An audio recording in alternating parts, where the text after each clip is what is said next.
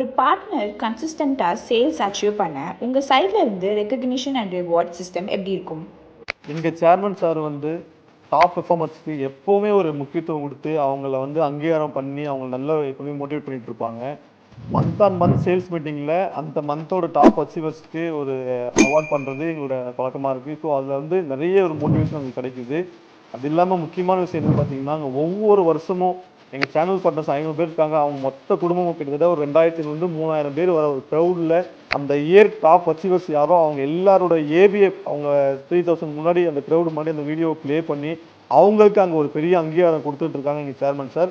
அந்த ஒரு விஷயம் அந்த டாப் அச்சீவர்ஸ்க்கும் இன்னும் நிறைய பண்ணணும் அப்படிங்கிற ஒரு மோட்டிவேஷன் கிடைக்குது. அது இல்லாமல் அந்த க்ரௌடில் பார்ட்டிசிபேட் பண்ணுற எல்லாருக்குமே நம்மளும் இந்த மாதிரி அச்சீவ்மெண்ட் பண்ணி அந்த மேடையில் அடுத்த வருஷம் அவார்டு வாங்கணும் அப்படிங்கிற ஒரு பெரிய ஒரு உத்வேகம் மோட்டிவேஷன் எப்பவுமே அவங்களுக்கு கிடைச்சிட்டு இருக்கு.